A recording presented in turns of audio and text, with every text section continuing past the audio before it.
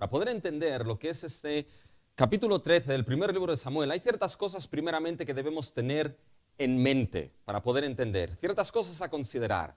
Primero debemos considerar, y hay algo que es importante aquí, que este capítulo 13 va conjuntamente con el capítulo 14. ¿Ya? Nosotros solamente hoy nos vamos a centrar en el 13, pero en realidad la historia coge capítulo 13 y capítulo 14, ¿ya? Porque es en el capítulo 14 donde vemos básicamente esa batalla que empieza a desarrollarse, sobre todo a manos de Jonathan. ¿Ya? Por lo tanto, esto es algo que debemos tener en mente. Hoy nos quedaremos en cierta manera con la historia a medias. ¿Ya? Eso quiere decir que la semana que viene tenemos que retomar ciertas cosas del capítulo 13 para entender el 14. Lo segundo que es importante tener en mente para entender este capítulo 13 es que hay ciertos textos que ya hemos visto en el libro de Samuel que son fundamentales para entender lo que aquí sucede. El primer texto que va a ser fundamental para entender este capítulo 13 va a ser el capítulo 9, versículo 16, ya lo leeremos, ¿ya? Que es básicamente ahí donde se muestra, o lo que Dios le dice a Samuel, que se había escogido un varón, en este caso Saúl, para librar a Israel de sus enemigos, de los filisteos. Y esto es lo que empieza a suceder aquí en el capítulo 13. Bueno, el capítulo 9 va a ser importante. Otro texto a tener en cuenta, que lo veremos, va a ser el capítulo 10 y el versículo 8, que es cuando Samuel, acuérdense que después que Samuel tiene la conversación con Saúl y lo unge de manera privada, le da 3 pruebas que se cumplen y que son la confirmación de la palabra de Dios. Y entonces en el capítulo 10, versículo 8, Samuel le dice a Saúl, quédate en Gilgal 7 días hasta que venga yo y ofrezca holocaustos y sacrificios de paz. Bien, esto es lo que sucede aquí en el capítulo 13. Lo vamos a ver. Y lo último importante para entender, mis hermanos, es lo que vimos un poquito la semana pasada en el capítulo 12. Si recuerdan, la semana pasada en el capítulo 12, Dios tuvo a bien mostrar la maldad que Israel había cometido pidiendo un rey. Dios le mostró mediante la predicación de su palabra íntegra y con autoridad y mediante la historia de la salvación el mal que habían cometido habiendo pedido rey y habiendo rechazado a Dios como rey y salvador. Pero aún y este mal, Dios tuvo a bien llamarles a que no se apartasen de Él, a que se volviesen a Él de todo corazón y de todo corazón le sirviesen. Es un llamado a la consagración y a volverse a Dios de corazón para servirle. Eso es lo que vimos la semana pasada. Bien, en medio de ese llamamiento, mis hermanos, hay algo importante. En medio de ese llamamiento, si van al capítulo 12, los versículos 14 y 15, fíjense lo que ahí, en cierta manera, Dios establece. Dice, si temiereis a Jehová y le sirviereis, y oyereis su voz, y no fuereis rebeldes a la palabra de Jehová, y si tanto vosotros como el rey que reina sobre vosotros servís a Jehová, vuestro Dios, haréis bien. Mas si no oyereis la voz de Jehová, y si fuereis rebeldes a las palabras de Jehová, la mano de Jehová estará contra vosotros como estuvo contra vuestros padres. Fíjense lo que Dios está diciendo ahí. Fíjense el énfasis que hay en escuchar la voz de Jehová, en guardar la voz de Jehová. Es enfático aquí. Si oyereis su voz, si no fuereis rebeldes a su palabra, si no oyereis su voz, si fuereis rebeldes a su palabra. ¿Se dan cuenta? Hay un énfasis en si guardáis y obedecéis la voz y la palabra de Dios, las cosas irán bien. Si sois rebeldes a su palabra y no oís su voz, las cosas irán mal. Pues bien, ahora, mis hermanos, ahora surgen las grandes preguntas en relación a lo que aquí Dios ha dicho. Porque fíjense que si oyereis la voz de Dios, una vida de consagración, les dice Dios que es una vida de obediencia a su palabra. Y las preguntas que ahora surgen aquí es, ¿escuchará el pueblo la voz de su Dios? ¿Guardará su palabra? ¿Será el rey obediente a la palabra de Dios? ¿Escuchará el rey la voz de su Dios? ¿Sabe dónde está, mis hermanos, la respuesta a estas preguntas? La respuesta es el capítulo 13. donde nos vamos a ver que la respuesta es que el rey no fue obediente a la voz de su Dios.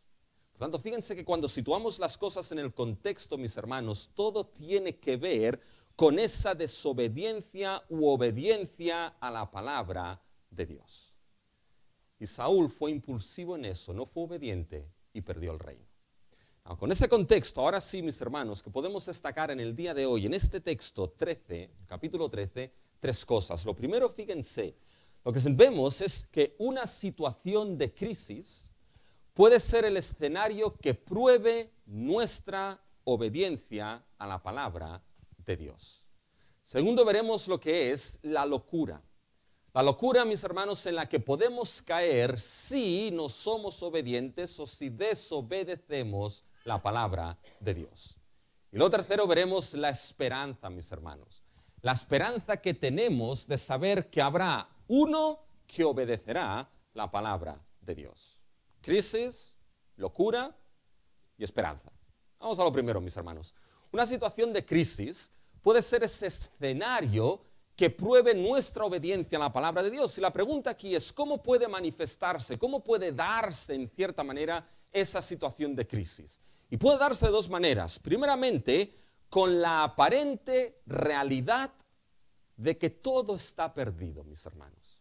Fíjense, mirando un poquito este texto, encontré a un autor que decía lo siguiente de los primeros 7 versículos, que es donde nos encontramos esa situación de crisis que parece que todo está perdido. Y en esos primeros 7 versículos el autor decía lo siguiente: lo que verdaderamente importa es lo que sucede en el diálogo de los versículos del 8 al 15. En concreto, los versículos del 11 al 14. El autor decía, bueno, los primeros 7 versículos están bien, pero lo importante es lo que va del 8 en adelante. Bien, el diálogo entre Samuel y Saúl va a ser de gran importancia, mis hermanos, pero los primeros 7 versículos también lo son. ¿Saben por qué? Porque en esos primeros 7 versículos vamos a ver la situación de crisis que se genera en el pueblo de Israel, en el pueblo de Dios. Una situación de crisis que se va a demostrar, se va a mostrar en ellos con la aparente realidad de que todo va a estar perdido para ellos, de que no hay solución y de que no hay salida a esa situación. Fíjense cómo empieza el versículo 1 del capítulo 13. Había ya reinado Saúl 1 año y cuando hubo reinado 2 años sobre Israel, déjeme que le diga que este versículo, mis hermanos, es difícil de traducir y hay un debate en relación a los años del reinado de Saúl en base a este versículo que es entretenido el debate, pero ¿saben qué? Es entretenido para el despacho, pero no para el mensaje. Así que no vamos a entrar en ese debate, mis hermanos. Pero fíjense que después de esa situación, de esos años de reinado, ¿qué es lo que sucede?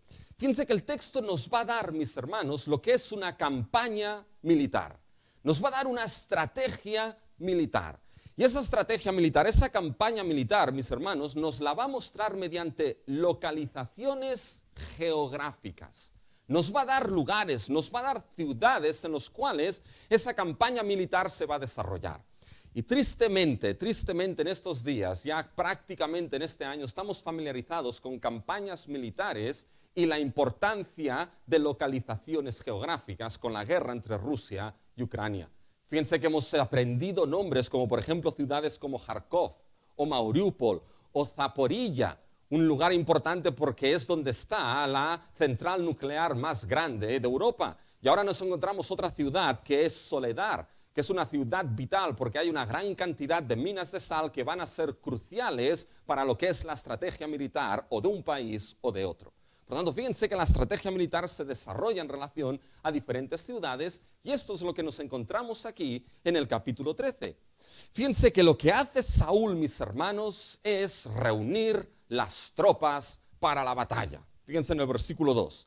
Escogió luego a 3,000 hombres de Israel, de los cuales estaban con Saúl 2,000 en Micmas, la primera ciudad que se menciona, en el monte de Betel, y 1,000 estaban con Jonatán en Gabaa de Benjamín, la segunda ciudad que se menciona. Y envió al resto del pueblo cada uno a sus tiendas. Ahora la cuestión, mis hermanos, es por qué aquí Saúl está entrando en batalla. Y está entrando en batalla, mis hermanos, porque está respondiendo a la voluntad que Dios tenía para él en su vida. Y eso lo vemos en ese texto importante que les he dicho en el capítulo 9, versículo 16. Fíjense lo que en el capítulo 9, mis hermanos, versículo 16, Dios le dijo a Samuel. Le dijo, mañana a esta misma hora yo enviaré a ti un varón de la tierra de Benjamín, ese es Saúl, al cual ungirás por príncipe sobre mi pueblo Israel y salvará a mi pueblo de mano de los filisteos. ¿Se dan cuenta? Lo que era el propósito y la voluntad de Dios para Saúl, básicamente era que librase a Israel de sus enemigos, en concreto aquí, los filisteos, mis hermanos. Y vemos a Saúl preparándose en batalla. Mis hermanos, esto es narrativa, pueden utilizar lo que es la imaginación y ver cómo Saúl está organizando sus tropas para combatir contra los filisteos. Y toma a 3,000 hombres, mis hermanos. No son muchos, pero bueno, son unos cuantos, ¿ya? Toma a 3,000 hombres y entonces, ¿qué hace Saúl? Los divide. Quizá tenía en mente Saúl, divide y vencerás, ¿ya? Entonces los divide. Y coge básicamente a 2,000 hombres con él y se los lleva a la ciudad de Micmas. Esas ciudades, Micmas y Gabaa de Benjamín, estaban en el corazón de la tierra de Israel. Se lleva 2,000 a Micmas, ¿ya? Y después 1,000 se van ¿con quién? Se van con Jonatán. Y se van al sur de Micmas, a Gabaa de Benjamín, que en aquel tiempo era la capital del reino. Por tanto, las dos ciudades, una al norte y otra al sur. 2,000 al norte y 1,000 al sur, mis hermanos. Y esa localización es importante. Las localizaciones geográficas en la Biblia muchas veces son importantes, mis hermanos. Porque esas dos ciudades, ¿saben?, estaban de camino, un camino que se llamaba el camino de Orfa, que después se menciona un poquito más adelante en el texto, ¿ya? Y ese camino de Orfa, mis hermanos, llegaba a una ciudad que era la ciudad de Gebá. Y esa ciudad de Gebá es la ciudad sobre la cual cayó Jonatán y atacó a la guarnición de los filisteos en el versículo 3. Fíjense en el versículo 3. Y Jonatán atacó a la guarnición de los filisteos que había en el collado. Esa es la ciudad de Gebá, que estaba en medio entre Micmas y Gabaa de Benjamín. Y Jonatán cayó sobre ellos, atacó a la guarnición de los filisteos que había en el collado y lo oyeron los filisteos. Fíjense, mis hermanos, que la ciudad de Gebá, que estaba en el centro, ¿ya?, entre Micmas y Gabaa, era una ciudad importante. Era una ciudad que no estaba muy lejos de la capital del reino en aquel tiempo, que era Gabaa de Benjamín. Por lo tanto, ¿qué suponía esto? Suponía una constante amenaza para el reino porque estaba bien cerca de la capital. Hubiese sido como esa piedra en el zapato que cada vez era molestosa y molestosa y molestosa. Pero también Gebá es una ciudad que cuando ustedes leen lo que es el libro de Josué, fue una ciudad que fue asignada, mis hermanos, a lo que era el sacerdocio de Aarón. Por lo tanto, recuperar esa ciudad, ¿qué es lo que significaría, mis hermanos? Significaría, en cierta manera, volver a restablecer la adoración a Jehová en el corazón mismo de Israel. ¿Y qué hizo entonces, mis hermanos, aquí en su sabiduría el estratega Saúl? Hizo una especie de pinza. La pinza. Se hizo muy famoso esto tiempo atrás, la pinza, ¿ya? Una especie de pinza. Micmas al norte, Gabaa de Benjamín al sur y en medio Gebá. Y ahí Jonatán ataca, mis hermanos, a lo que es esa ciudad. Y fíjense que es la que estaba en el collado. Y fíjense que lo escucharon, mis hermanos, lo que es los filisteos. Fíjense el versículo 3. Y Jonatán atacó a la guarnición de los filisteos que había en el collado y lo oyeron los filisteos. Posiblemente esto es un paréntesis, es decir, lo oyeron. Había otros filisteos en otro lado. Oyeron lo que había sucedido en Gebá. Pero cuando Jonatán atacó, mis hermanos, ¿qué es lo que hizo Saúl? Fíjense el versículo 3. Se hizo Saúl tocar la trompeta por todo el país diciendo, oigan los hebreos. Y todo Israel escuchó ese sonar de la trompeta. Y escuchó básicamente Israel dos cosas. Fíjense lo que escuchó, mis hermanos. Por un lado escuchó, versículo 4, Saúl ha atacado a la guarnición de los filisteos. Vaya, Saúl se llevó el crédito aquí. ¿Ya? Fue Jonatán, pero se lleva el crédito el padre, Saúl. ¿Ya? Y después escucharon otra cosa. Escucharon también que Israel se había hecho abominable a los filisteos. Es decir, se había hecho detestable delante de los ojos de los filisteos. Es normal, ¿no? Atacaron a una de sus guarniciones y ahora se hizo detestable a los ojos de los filisteos. Es decir, en otras palabras, eso no le gustó, mis hermanos, a los filisteos. Y cuando empezaban a ser detestables a los ojos de los enemigos del pueblo, lo que se estaba cocinando ahí, mis hermanos, no era muy bueno. Pero fíjense ahora, Micmas al norte, Gabá de Benjamín al sur, Geba en medio, ataca a Jonatán, Saúl toca la trompeta, y entonces, ¿qué hace Saúl? Fíjense que no va a Micmas. Saúl se lleva las tropas ¿a dónde? Se lleva las tropas a Gilgal. Es decir, al este de Micmas. Al este para mí, ahí al este para ustedes. ¿Ya? Es decir, se las lleva al este. Y uno se pregunta, pero Saúl, ¿por qué haces esto? ¿Por qué no aprovechas esa victoria de Jonatán contra la guarnición de los filisteos y atacas tú también y acabas ya con esos filisteos que os ven totalmente detestables y abominables? No hizo eso. Se llevó las tropas a Gilgal, al este de Micmas. ¿Y saben por qué hizo esto, mis hermanos? Hizo esto porque Saúl estaba siendo obediente a Samuel. Y Samuel como profeta era el vocero de Dios. Por lo tanto, Saúl estaba siendo obediente ¿a quién? En último término. Obediente a la palabra misma de Dios. ¿Cómo sabemos esto? Porque ese es otro de los textos importantes que les he dicho. En el capítulo 10, versículo 8, fíjense lo que Samuel le dice, mis hermanos, a Saúl. Capítulo 10, versículo 8. Luego bajarás delante de mí a Gilgal. Entonces descenderé yo a ti para ofrecer holocaustos y sacrificar ofrendas de paz. Espera 7 días hasta que yo venga a ti y te enseñe lo que has de hacer. ¿Se dan cuenta?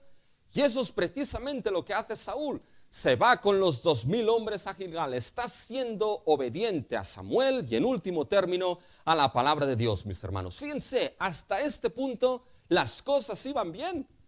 Las cosas, mis hermanos, iban a la perfección. Habían vencido a esa guarnición de los filisteos y Saúl estaba haciendo ¿qué? Estaba siendo obediente. Pero, mis hermanos, hoy vamos a ver varios peros. Cuando las cosas, mis hermanos, parecen ir muy bien, cuando las cosas parecen ir a las 1000 delicias, mis hermanos, las cosas pueden torcerse de manera muy rápida. Cuando uno se piensa que las cosas van muy bien, prepárese porque pueden torcerse de manera bien rápida en el pueblo y en la vida de uno. Y a veces, ¿saben qué? Esto es lo sorpresivo de las crisis en la vida, tanto personales, tanto familiares como del pueblo. Que cuando las cosas parecen ir bien, cuando uno menos se lo espera, las cosas se tuercen.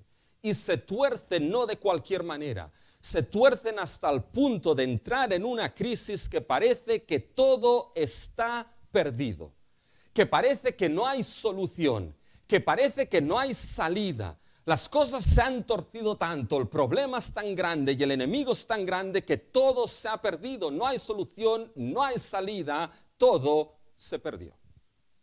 ¿Quieren ver cómo se tuercen las cosas aquí, mis hermanos? Fíjense cómo se tuercen las cosas ahora en el versículo 5. Fíjense, entonces los filisteos se juntaron. ¿Por qué se juntaron los filisteos, mis hermanos? Bueno, porque en el versículo 3 se nos ha dicho que oyeron lo que sucedió con Jonatán. Y ahora esos que oyeron y que tenían a Israel como detestable, se juntaron para pelear contra Israel. Y ahora empiecen, mis hermanos, a hacer matemáticas aquí. ¿Vale?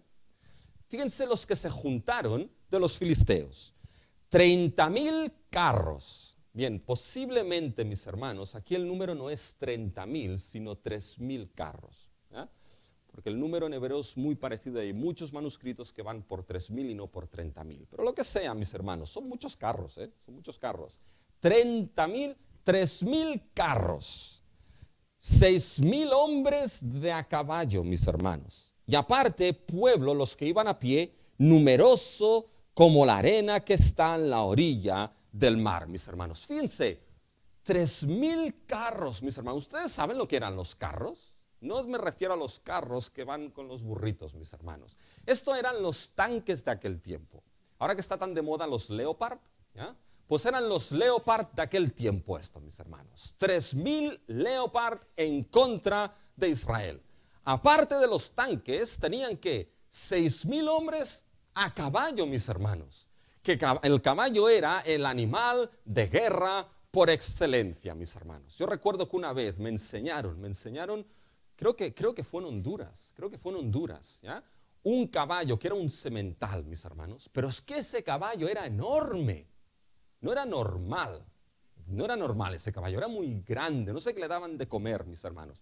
Pero lo que me vino a la mente fue precisamente esas guerras que se utilizaban los caballos. Dice, con un bicho así delante de ti ya puedes correr, que te va a patear por todas partes. Eran enormes, 6,000 hombres a caballo y aparte los que iban a pie. Y fíjense la expresión que se utiliza al final del versículo 5. Pueblo numeroso como la arena que está en la orilla del mar. Eso es similar al lenguaje que se utiliza cuando Dios dio la promesa, ¿se acuerdan a Abraham?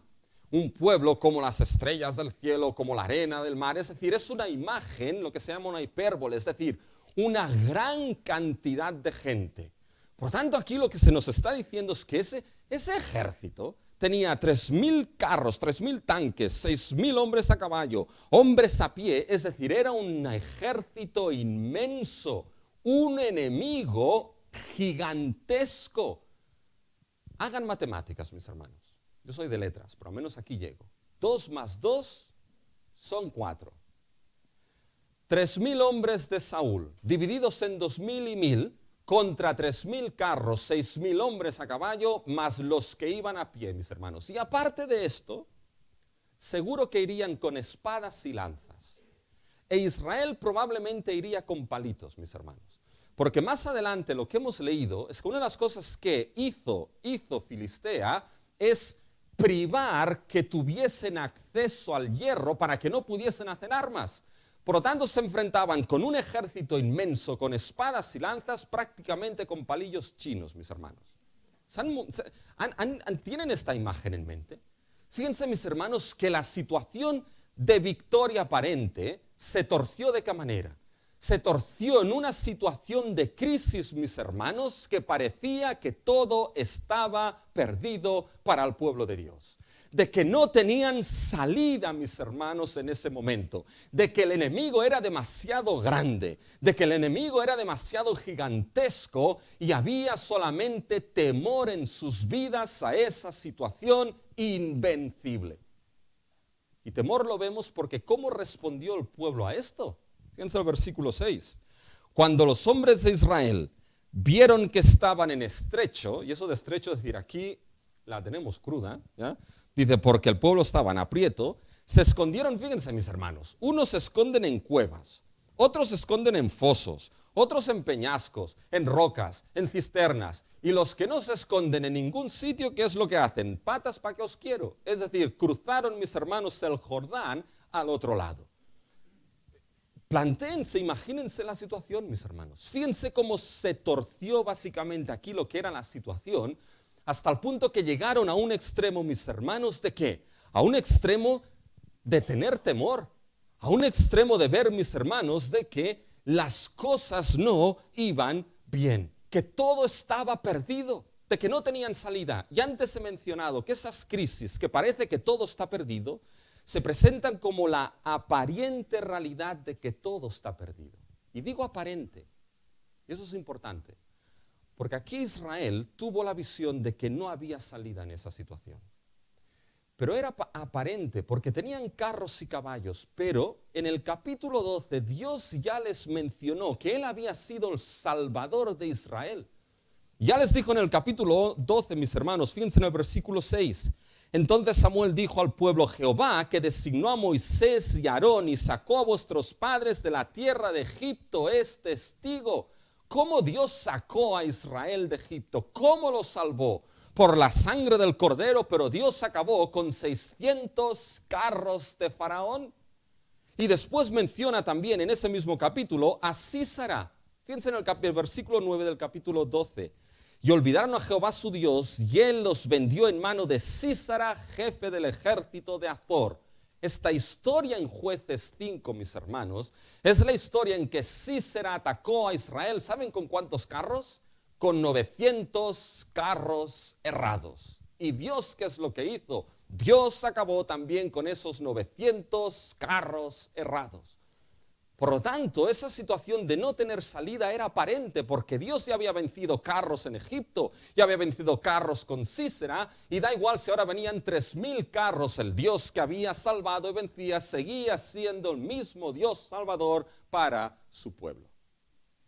Pero fíjense, mis hermanos, que aquí lo que vieron era una situación que no tenía salida. Y a veces en algunas ocasiones, mis hermanos, cuando llegan esas situaciones y esas crisis en nuestra vida, pueden tener esa misma apariencia.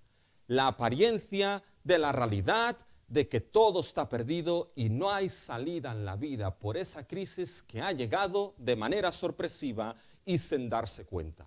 Esas situaciones en las cuales se da la vuelta a la tortilla en la vida a uno, esa situación, ese problema, esa aflicción que es demasiado grande y que puede incluso hacerte correr y temblar en tu propia vida. Yo estoy seguro que cada uno de nosotros podemos pensar, o a nivel individual, o a nivel familiar, o a nivel congregacional, mis hermanos, en ese tipo de situaciones, en las que verdaderamente hay temor en la vida de uno, porque la crisis es tan grande y el enemigo tan grande que parece que aquí todo se perdió.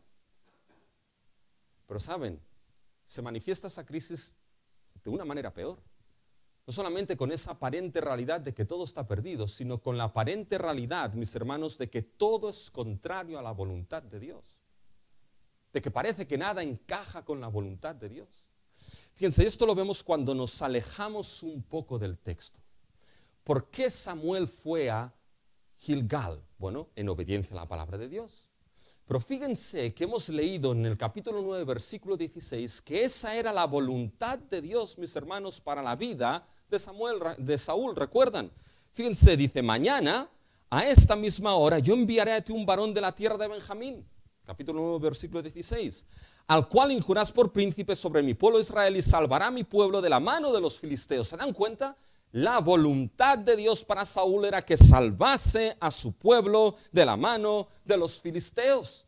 Y eso lo sabemos porque si seguimos leyendo ese texto, mis hermanos, Dios dice, y salvará a mi pueblo de la mano de los filisteos porque yo, dice Dios, yo he mirado a mi pueblo por cuanto su clamor ha llegado hasta mí. Dios escogió, mis hermanos, a Saúl para ser su instrumento de salvación contra esos filisteos. Era la voluntad y el designio de Dios. Escuchó el clamor como escuchó el clamor de su pueblo en Egipto. Y ahora el mismo Dios Salvador y el mismo Dios Redentor se va a presentar para liberar a su pueblo utilizando a ese instrumento que es Saúl. ¿Tienen esto en mente del capítulo 9? Pónganse ahora en el capítulo 13, mis hermanos. Y si esa era la voluntad de Dios y ese era su instrumento, ahora nos encontramos con 3,000 carros, 6,000 hombres a caballo, una multitud de a pie contra 3,000 personas y aquellos que han desertado y no se sabe dónde están. Y uno podría preguntarse, ¿es verdaderamente esta la voluntad de Dios? Posiblemente el pueblo aquí no lo sabía. Posiblemente el pueblo no sabía. Pero es posible que Saúl lo supiese. Porque se recuerda en el capítulo 9 y 10, cuando Samuel unge de manera privada a Saúl, tuvo una conversación con él, que no se nos describe en la Biblia. Pero es posible que le dijese, bueno, tú serás instrumento para eso como príncipe de Israel. Por eso quizás Saúl se quedó allí, mis hermanos.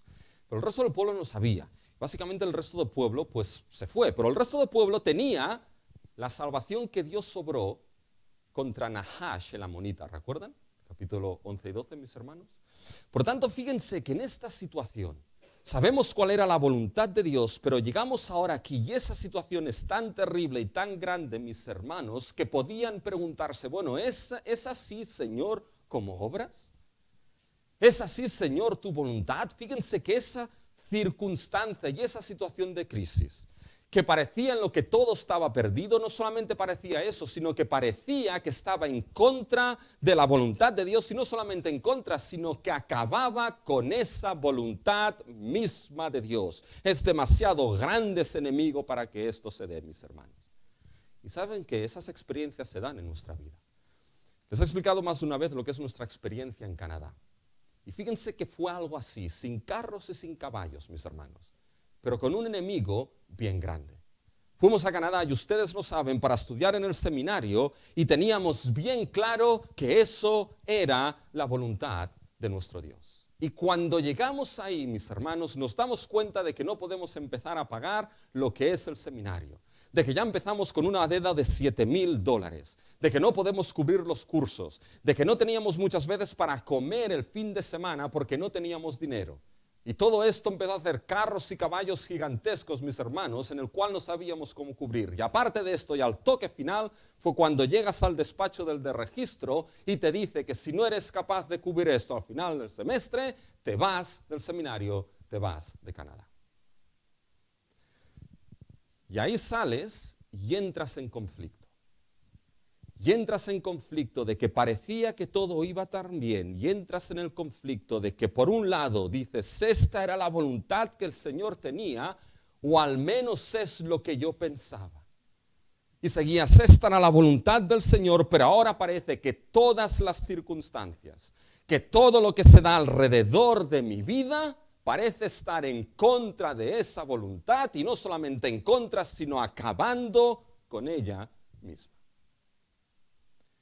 En esas circunstancias, que quizá para mí fue Canadá, pero quizá ustedes tienen cada uno su propio Canadá, mis hermanos. O en el pasado, o en el presente, y si no en el futuro puede llegar, mis hermanos. Pero en esas situaciones, mis hermanos, ¿qué hacer? Fíjense, mis hermanos, que esa situación de crisis, en la que parece que todo está perdido y que puede ser incluso contrario a la voluntad de Dios, mis hermanos, esas situaciones hay algo que no puede perderse de vista, que van a ser el escenario sobre el cual nuestra fe y obediencia a la palabra de Dios va a ser probada.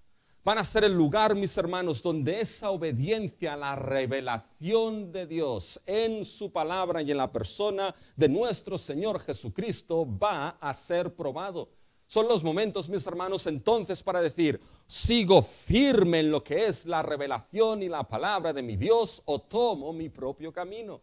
Saben que la obediencia siempre es una realidad o siempre debería ser una realidad en la vida de todo creyente. La obediencia a la palabra de Dios en cualquier momento y en cualquier situación. Pero estas situaciones de crisis en las que parece que todo se da la vuelta y se pierde, de que parece que es contrario a Dios y que Dios no sabemos cómo está actuando, que se han perdido lo que es el significado de todo, mis hermanos. Esas situaciones es cuando debemos ser más conscientes de algo. Más conscientes que lo que se va a requerir es que estemos en una fe férrea a la palabra de nuestro Dios. Conscientes en la obediencia a la palabra de nuestro Dios y a lo que Él ha determinado en su revelación. Esos son momentos para ello, mis hermanos, no para impulsividad, no para desconfianza, sino para plena confianza en lo que Dios ha determinado, en las promesas que Él nos ha dado en la persona de nuestro Señor Jesucristo. Porque actuar de otra manera, en desobediencia a esa palabra, ¿saben lo que es? Es una locura, mis hermanos. Es vivir locamente, como la canción, no sé qué canción, pero una canción que habla de locamente. Y fíjense, mis hermanos, que esto es el segundo punto. Esa situación de crisis será el escenario que prueba nuestra obediencia a la palabra. Pero fíjense que ahora entramos en la locura en la cual podemos caer si llegamos a desobedecer la palabra de Dios, mis hermanos. Y primeramente aquí la locura, ¿cómo puede darse esa locura? Y fíjense, puede darse con una impulsividad desobediente a la palabra de Dios. Fíjense, aquí vemos esa impulsividad que desobedeció y que costó el reino. Pero fíjense cómo se manifiesta esta locura, esa impulsividad desobediente a la palabra de Dios. Y esto lo vemos a partir del versículo 8 en adelante. Pero fíjense cómo termina el versículo 7, es importante. Fíjense cómo termina el versículo 7 del capítulo 13. Fíjense, pero Saúl, ¿vale? Toda la gente en desbandada, deserta, pero Saúl permanecía aún en Gilgal y todo el pueblo iba tras él temblando, mis hermanos. ¿Se dan cuenta? Aún en la situación terrible, Saúl permaneció en Gilgal y el pueblo atemorizado y temblando detrás de Saúl dice, bueno, el rey se queda aquí, las cosas están crudas, pero iban detrás de Saúl temblando. Se quedó aquí, ¿por qué, mis hermanos? Lo hemos dicho, por ese capítulo 10, versículo 8, que Samuel le dijo, quédate aquí, espera 7 días hasta que yo venga. Por tanto, mis hermanos, fíjense que hasta aquí Saúl estaba haciendo ¿qué? Estaba siendo obediente a la palabra. Y fíjense que esa obediencia en cierta manera salvó su vida. Salvó su vida porque de Micmas se fue a Gilgal. Y después fue en Micmas que llegaron los 3,000 carros, los 6,000 caballos y los hombres. Por tanto, en cierta manera fue salvo. ¿Ya? Salió del peligro en cierta manera. Pero fíjense que está ahí y todavía está obediente. Aún aquí, en este momento, uno quiere entrar dentro del texto, mis hermanos, aquí. Y decirle a Saúl, bien Saúl, estás haciendo bien. Dice, sigue así, sigue escuchando la voz de tu Dios. Sigue escuchando, Saúl, lo que Dios dijo. Sigue escuchando su palabra, sigue siendo obediente, da igual los 3,000 carros, da igual los 6,000 hombres a caballo, sigue firme y obediente en lo que tu Dios dijo. Pero, ¿se dan cuenta los peros, mis hermanos? Pero, siempre que digo pero, pienso en 2 personas, una en Lloyd Jones y la otra en Juan. Porque siempre que hablábamos del pero, Lloyd Jones decía, hay peros importantes en la Biblia. Es una palabra pequeña pero importante. Ahí con Juan hablamos de esto. ¿Ya? Pero ese pero, mis hermanos, hay peros buenos y hay peros malos. Y este es de los malos, mis hermanos. Porque estuvo ahí Saúl esperando, pero ¿qué es lo que sucede ahora, mis hermanos, en el versículo 8? Fíjense ahora en el versículo 8, mis hermanos. Ahora vamos a ver aquí cómo Saúl entra en una impulsividad en su vida. Fíjense, y él esperó 7 días. Vamos bien hasta aquí. Conforme al plazo que Samuel había dicho. Vamos bien. Pero, ¿se dan cuenta? Samuel no venía a Gilgal. Las cosas empiezan a ir mal aquí. Este hombre no llega. Ha perdido el autobús, no llega. Gilgal. Y el pueblo se le desertaba. ¿Se dan cuenta, mis hermanos?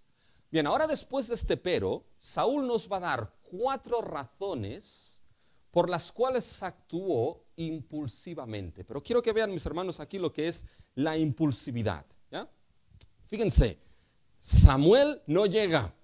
Ya estamos en el 7º día y Samuel, el profeta, la palabra, no llega. ¿Y el pueblo qué está haciendo, mis hermanos? El pueblo deserta, los que están en cuevas, en fosos, en cisternas, los que están al otro lado del Jordán. Y ahora los que me quedan están desertando. Me están abandonando todo. Se están yendo todos, casi como Pablo. Me han abandonado todos aquí, mis hermanos. Fíjense que se estaban yendo. ¿Y qué es lo que pensó hacer entonces Saúl? Así, al momento, ¿saben lo que pensó? Una cosa bien extraña. Pensó buscar el favor de Dios, mis hermanos. Fíjense el versículo 12. Me dije, ahora descenderán los filisteos contra mí a Gilgal, y yo no he implorado el favor de Jehová. Me esforcé pues y ofrecí holocausto. Y le digo que es curioso porque van a ver cómo intentó buscar el favor de Jehová desobedeciendo a Jehová, mis hermanos. Eso es bien extraño. Eso es bien loco. Pero fíjense la situación. Fíjense, mis hermanos, que uno aquí dice, bueno, ¿qué es lo que va a hacer ahora Saúl? Y Saúl, fíjense que cayó, mis hermanos, en un acto impulsivo. Y ese acto impulsivo fue su pecado. Fíjense el versículo 9. Gilgal, no llega Samuel a Gilgal, el pueblo deserta, versículo 9. Entonces dijo Saúl, traedme holocaustos y ofrendas de paz. Y ofreció holocaustos. ¿Se dan cuenta, mis hermanos? ¿Qué es lo que Samuel le había dicho en el capítulo 10, versículo 8? Espera 7 días. Hasta que yo venga y yo, Samuel, no tú, yo, ofreceré holocaustos y ofrendas de paz. ¿Y qué es lo que hace aquí Saúl? Mis hermanos, las cosas, Samuel no llega, la gente se va, entra en un acto de desesperación y inmediatamente, ¿qué es lo que hace? Voy a coger las riendas por mi mano, impulsivo, traerme aquí los animales, traedme que voy a ofrecer holocausto. Este fue su gran pecado, mis hermanos. Impulsivamente obró en desobediencia ¿a qué? A la palabra de Samuel y en último término a la palabra de Dios. Y ofrece holocausto en el versículo 9. Le faltaban las ofrendas de paz. Esto es buenísimo, mis hermanos. Y antes de que ofreciese la ofrenda de paz, ¿quién llega? Llega Samuel. Fíjense el versículo 10. Y cuando al acabar de ofrecer el holocausto, he aquí Samuel que venía, mis hermanos. Por tanto, Samuel no llegó tarde, mis hermanos. Llegó dentro de ese 7º día, no llegó tarde. Y va ahí Saúl, mis hermanos, y sale Saúl a recibirle, y a abrazarle. Y aquí Samuel no estaba para muchos cuentos, mis hermanos. ¿Y qué es lo que Samuel le dice en el versículo 11? Entonces Samuel dijo, ¿qué has hecho? ¿Qué has hecho? Y ahora fíjense lo que responde Saúl. Saúl responde con 4 causas que va a intentar justificar su impulsividad, mis hermanos. Fíjense las 4 causas. Versículo 11, ¿qué has hecho? Y Saúl respondió, porque vi que el pueblo desertaba. Una, mis hermanos. Fíjense después si siguen, ¿ya? Y que tú no venías dentro del plazo señalado. 2. Y que los filisteos estaban reunidos en Migmas. 3. Y ahora me dije, ahora descenderán los filisteos contra mí a Gilgal y yo no he implorado el favor de Jehová. 4. Fíjense las 4 causas que justifica aquí Saúl su impulsividad para desobedecer lo que Samuel dice. 1. Tú no llegabas. Bueno, el pueblo desertaba, ¿vale? Todos me están abandonando. Es que todos se están dando de baja. 2. Samuel, tú no llegabas. Oye, chico, que ibas tarde ya. Por lo tanto, o la culpa de los que desertan o la culpa de Samuel. Después, la culpa de los filisteos, que los enemigos estaban allí. Y después, la causa de pensar lo que los enemigos podían hacer que todavía no habían hecho. Cuando uno piensa en lo que puede suceder que todavía no ha sucedido, mis hermanos, ahí se montan unas historias grandes. Y eso fue lo que llevó a Saúl a actuar de manera impulsiva. Desertan, traer holocaustos. No vienes, traedme los holocaustos. Los enemigos están ahí, traer holocaustos. Pueden atacar y no tengo el favor de Dios, traed para hacer holocausto, mis hermanos. ¿Se dan cuenta de lo que sucedió con Saúl? Lo que sucedió con Saúl, mis hermanos, es que fueron más poderosas las circunstancias que rodeaban su vida en ese momento que no la palabra de su Dios. Fueron, mis hermanos, esas circunstancias de emergencia y complicadas lo que gobernó el comportamiento de Saúl y no la obediencia a la palabra de su Dios, mis hermanos. Y hay algo importante que aprender aquí, que si uno, mis hermanos, si uno se mueve por lo que las circunstancias marcan a veces, si uno se mueve por las reacciones y opiniones de la gente, es que me dejan, es que se van, es que se dan de baja. Si uno actúa por lo que la gente hace o puede pensar y no por la palabra de Dios, mis hermanos, puede cometer el mismo error que cometió Saúl. Caer en una impulsividad sin hacer las cosas meditadas. Fíjense, mis hermanos, que cuando uno, mis hermanos, empieza a pensar en lo que todavía no ha sucedido, pero puede suceder, o lo que podría suceder, y esto sucede, muchos saben cuándo, cuando nos vamos a la cama. Y hemos pasado esa situación difícil y en la cama uno está y empieza a pensar, mis hermanos, uno se monta unas historias, quizá ustedes no, pero yo monto unas historias para Hollywood, mis hermanos. Y empieza a pensar lo que podía darse y lo que podría suceder y lo que podía ser. ¿Y saben lo que siempre sucede y se da cuando pienso esto? Siempre se da lo malo, mis hermanos. De tal manera que yo llego a la conclusión de decir, mañana voy a hacer esto. ¡Pam! Pase lo que pase. Esto es lo que pasó a Saúl en esa impulsividad, mis hermanos. No tenemos que perder de vista que no son las circunstancias lo que es nuestra regla de fe y conducta. No son lo que quizá pueden actuar otros, la regla de fe y conducta. Mis hermanos, la regla de fe y conducta que nos ha dado Dios para nuestra vida en cualquier circunstancia es su santa palabra. Es la inspirada palabra de nuestro Dios. Y Saúl perdió esto de vista. Esa impulsividad fue una impulsividad desobediente. No fue cualquier tipo, fue desobediente. Porque fíjense que entonces ahora, mis hermanos, llega aquí y Samuel le dice, ¿qué has hecho? Le da las causas a Saúl. Y ahora fíjense, mis hermanos, si llegamos a partir del versículo 13 en adelante. Entonces Samuel dijo a Saúl, locamente has hecho. ¿Te dan cuenta la locura? Locamente has hecho. No guardaste el mandamiento de Jehová tu Dios que Él te ha ordenado. Pues ahora Jehová hubiera confirmado tu reino sobre Israel para siempre. Mas ahora tu reino no será duradero. Jehová se ha buscado un varón conforme a su corazón, el cual Jehová ha asignado para que sea príncipe sobre su pueblo, por cuanto no has guardado lo que Jehová te mandó. Fíjense, 2 veces se lo dice Samuel, por cuanto no has guardado lo que Jehová te mandó. Muchas veces se dice que el pecado de Saúl fue tomar prerrogativas de sacerdote. Y ciertamente es así. Tomó prerrogativas de sacerdote, era el rey, no era el sacerdote ni el sumo sacerdote. Y en el Antiguo Testamento los oficios de rey, sacerdote, profeta estaban bien diferenciados, cada uno tenía sus prerrogativas, pero en algunas veces se solapaban, mis hermanos. Por ejemplo, lo vemos en Samuel, que él era profeta, juez, pero ofrecía holocausto y sacrificio y ofrenda de paz. David también actúa a veces solapando un poco el rol de lo que era el sacerdocio, pero estaban bien definidos. Sí, el pecado fue que tomó prerrogativa de sacerdote, pero el principal pecado, mis hermanos, de Saúl fue que desobedeció a la palabra de Dios. El principal pecado fue desobediencia a lo que Dios le había dicho. Desobediencia a la voz de su Dios, desobediencia a la palabra de su Dios. No guardó lo que Jehová le había mandado. ¿Se dan cuenta? Fue una impulsividad desobediente a la palabra de Dios. Y fíjense que cuando miramos un poco, mis hermanos, lo que hizo aquí Saúl, hay dos cosas que Saúl no entendió y que nosotros, mis hermanos, tenemos que tener clara. Una solamente la mencionaré, porque es tema de otro capítulo. Pero fíjense que Saúl no entendió algo. Saúl no entendió que el mayor sacrificio a Dios, mis hermanos, es la obediencia misma a Dios. Saúl no entendió, mis hermanos, que el mayor sacrificio para el favor de Dios no eran los holocaustos, no eran los sacrificios, no eran las ofrendas, era obedecer la palabra de su Dios. Esos sacrificios, esos holocaustos, esos rituales estaban bien, mis hermanos. Dios los había dado. Pero ¿saben qué? Eran puramente vacíos y no servían de nada si no se hacían con fe y con obediencia a Dios. Y Saúl fue incapaz de entender eso. Que no eran los rituales religiosos, esos holocaustos, primeramente lo que daba al favor a Dios o lo que era complacía delante de los ojos de Dios, sino que era la obediencia a Dios. En eso se complacía Dios. Fíjense cuando vamos al capítulo 15. Y eso ya lo tocaremos más adelante. Fíjense, mis hermanos, en el versículo 22 del capítulo 15.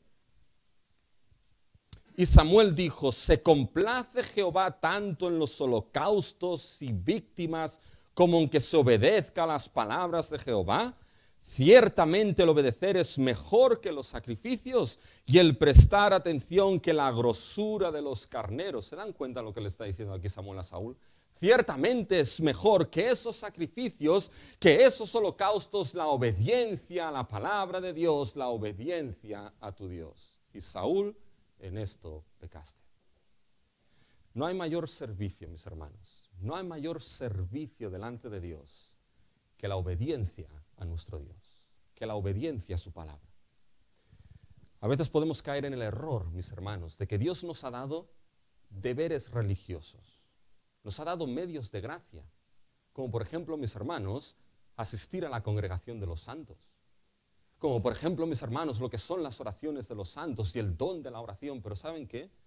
Podemos caer en el error de Saúl, en esa impulsividad desobediente, es decir, en no entender que esos medios de gracia, que estos deberes religiosos de nada sirven, mis hermanos, si no hay obediencia a la palabra de nuestro Dios. Y fíjense que Saúl no entendió esto, pero hay otra cosa que no entendió, mis hermanos, ¿ya? Fíjense que si rascamos un poquito más en esa desobediencia, ¿saben lo que Saúl tampoco entendió? ¿O lo que sucedió con Saúl, mis hermanos? Lo que sucedió con Saúl es que esas circunstancias de emergencia, mis hermanos, de emergencia en lo que era la situación de Saúl, esas circunstancias de emergencia que llegaron a Saúl a actuar impulsivamente y desobedientemente a la palabra de Dios, estaban haciendo una declaración. ¿Saben qué declaraba? Que en esos momentos la palabra de Dios es innecesaria. Y vamos a hacer la misma declaración nosotros. Cuando en esas circunstancias que a veces son de emergencia, actuamos desobedientemente, sin tener en cuenta la palabra de Dios, estamos haciendo una declaración clara, que la palabra de Dios no es necesaria en esas circunstancias. Y quizá aquí uno puede preguntarse, bueno, cuando llegan estas circunstancias, entonces, ¿qué hago para no caer en esa locura de la impulsividad desobediente delante de Dios? Y saben que lo único que puedo decirte es que no te apartes de la palabra de tu Dios. Que atesores la palabra de Dios. Que medites en la palabra de Dios.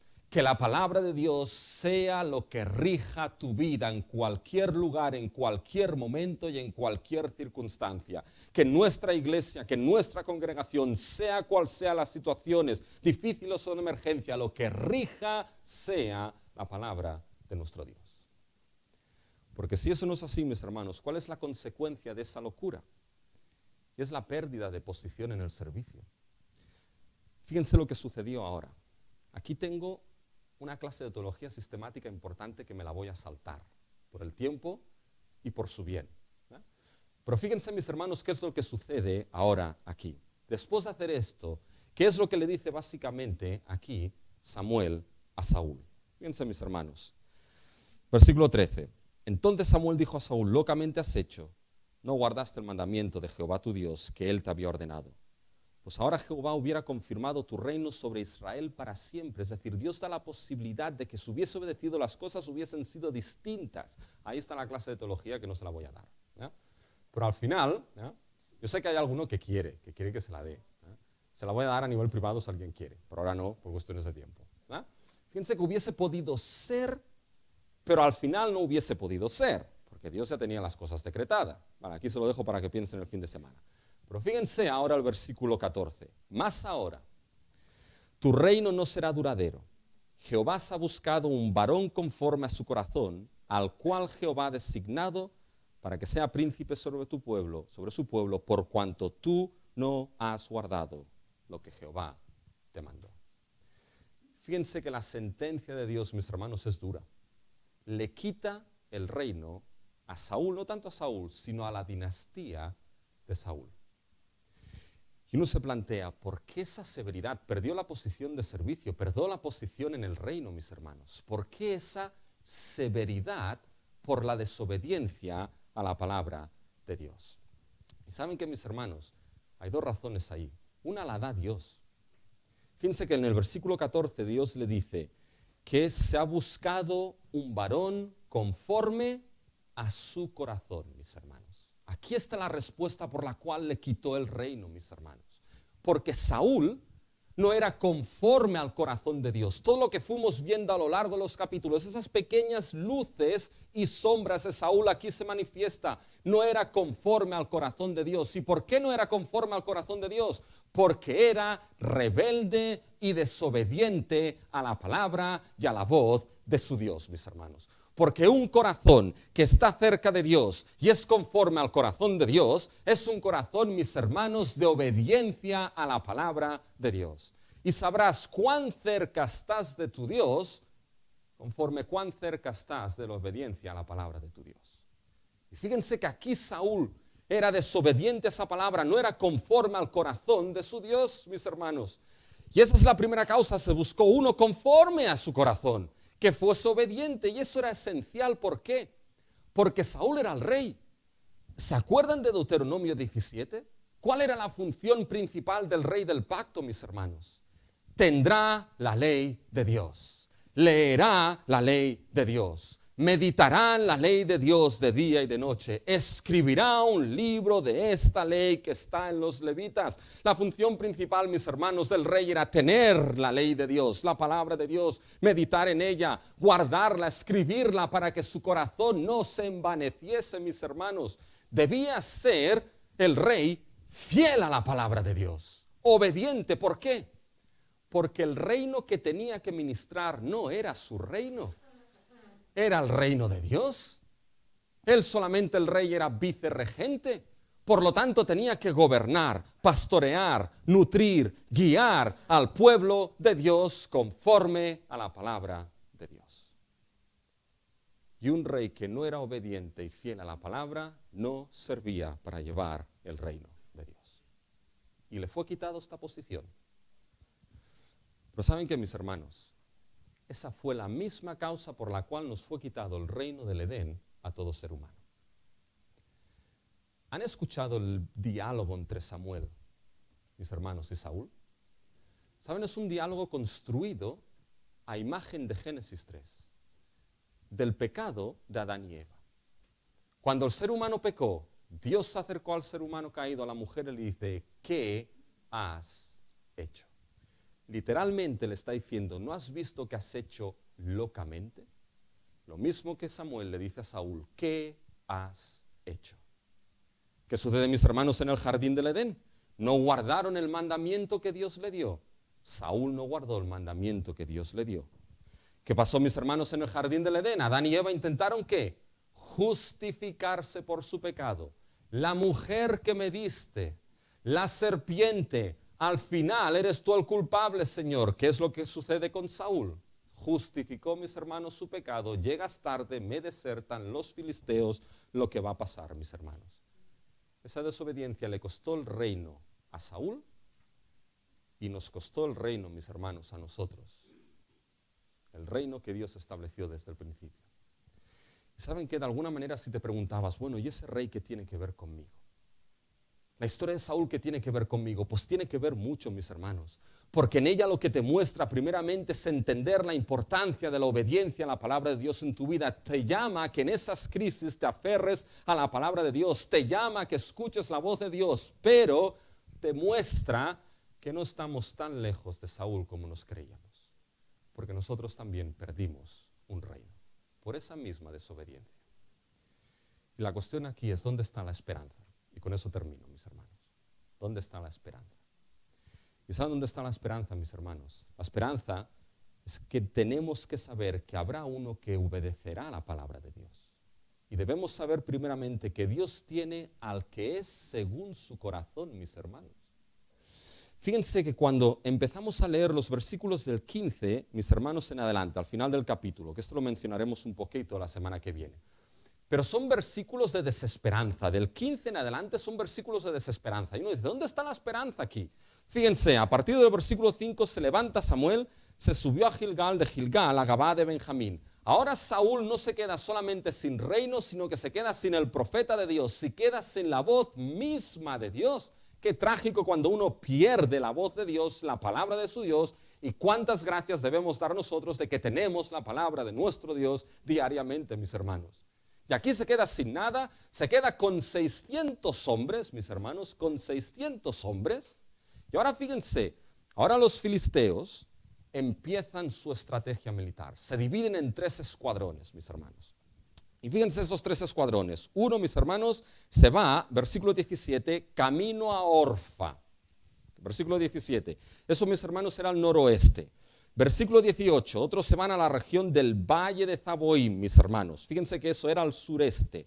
Después en el versículo 23 se nos dice que fueron también el camino de el paso a Migmas. Fíjense en el versículo 18, también otro escuadrón hacia Bet Orón. Es decir, ¿qué está haciendo aquí Filistea, mis hermanos? Se están en cierta manera dividiendo norte, sur, este, oeste, cubriendo todos los caminos para que Israel no tenga posibilidad de escape. Una vez han cubierto todos los caminos de las principales ciudades, mis hermanos, ¿qué es lo que hacen? Que no haya herrero, es decir, que no puedan hacer lo que es espadas y lanzas. Por lo tanto, se queden con los palillos chinos. ¿Ya? Y después, ¿qué hacen? Si tenían que afilar los azadones, ¿saben qué tenían que hacer? Pagar, mis hermanos, pagar. Y uno dice, bueno, ¿y dónde está la esperanza en eso, Rubén? ¿Dónde está la esperanza? ¿Saben dónde está la esperanza? La esperanza está en el versículo 14. La esperanza está en que Dios ya se ha buscado varón conforme a su corazón, de que Dios ya tiene a uno que será obediente conforme a su palabra, y por lo tanto, aunque ahora un rey sea despreciado, echado fuera, un reino que parece acabarse, no se acabará, porque Dios tiene a uno según su corazón, que obedecerá perfectamente a su palabra. Y ese Dios que tiene al que es según su corazón, Dios tiene también al que nunca su reino le será quitado. ¿Y ese quién es, mis hermanos? Han ido demasiado rápido. Ese es David en el capítulo 16, mis hermanos. Pero ¿cómo sabemos que David es según el corazón de Dios? ¿Han tomado atención a la lectura congregacional de hoy? Fíjense lo que Hechos, mis hermanos, 13, 21 y 22 dice, luego pidieron rey y Dios les dio a Saúl, hijo de Cis, varón de la tribu de Benjamín, por 40 años. Quitado este, les levantó por rey a David, de quien dio también testimonio diciendo, he hallado a David, hijo de Isaí, varón conforme a mi corazón, que hará todo lo que yo quiero. ¿Se dan cuenta? Ser conforme al corazón de Dios es hacer todo lo que Dios quiere, lo que Dios determina, lo que su palabra ha dicho. David será este hombre, el reino se sustentará. Pero mis hermanos, Pablo, narrado por Lucas en ese sermón de Hechos, no acaba en David. Y de David nos dice, de la descendencia de este, y conforme a la promesa Dios levantó a Jesús para Salvador de Israel. Mis hermanos, al final de todo, aquel varón conforme al corazón de Dios es nuestro Señor Jesucristo. Aquel que nunca falló en obedecer la palabra de Dios es nuestro Señor Jesucristo. Aquel que cuando estuvo en una situación de crisis y tentado por el Satanás mismo, Jesús respondió, escrito está, escrito está, escrito está. Que cuando sus hermanos le pusieron en entredicho y lo pusieron, mis hermanos, para que actuase impulsivamente, sube a la fiesta. Porque nadie que quiere darse a conocer actúa en secreto. Suba a la fiesta. ¿Qué es lo que les dijo Jesús? Subid vosotros a la fiesta. Yo no subo todavía a la fiesta porque mi tiempo aún no se ha cumplido. Cristo no actuó de manera impulsiva y desobediente a la palabra y a la agenda del Padre. Siempre actuó en obediencia a la palabra de su Padre. Incluso en ese momento de la cruz, mis hermanos, cuando le decían, sálvate a ti mismo, Cristo fue obediente a la voluntad de su Padre, pagando por los pecados de aquellos que el Padre le dio, mis hermanos. Y es gracias a esa obediencia perfecta que tú y yo por fe podemos ser justificados por la fe en Cristo Jesús. Por lo tanto, ser el varón perfecto que sustenta ese reino, que en tu palabra no ha fallado, ese reino eterno. Por tanto, piensa una cosa, Jesucristo es el único. Jesucristo es el único que puede devolverte a ese reino del Edén, a ese reino de Dios que perdiste por tu pecado. Y es el único que puede devolverte. ¿Y cómo uno va ahí? Por la obediencia a la palabra de Dios. Cuando Cristo dice, arrepiéntete de tus pecados y cree en el Evangelio de Cristo Jesús. Y cuando obedeces por gracia a ese llamamiento de la palabra de Dios, el reino de los cielos te es abierto. Este hombre, varón perfecto, Jesús, mis hermanos, su palabra no falló. ¿Y saben qué? Has de saber una cosa, Él es nuestro Rey. Y puedes estar como el pueblo que estaba con Saúl, temblando por las circunstancias de tu vida, temblando en esas circunstancias difíciles, pero delante tienes aquel que es el Rey de Reyes, que nunca falló y su palabra no falla. De tal manera que aun y cuando haya temor por esa circunstancia, puedes ir a la luz y a los pies de Cristo Jesús, seguir a tu Rey y estar firme en su palabra, porque su palabra no va a fallarte. Cristo no va a fallarte. Dios quiera, mis hermanos, que en esas circunstancias difíciles estemos firmes en la palabra de nuestro Dios, pero firmes en saber que Dios se levantó al que era según su corazón, nuestro Señor Jesucristo, y Él no va a fallar.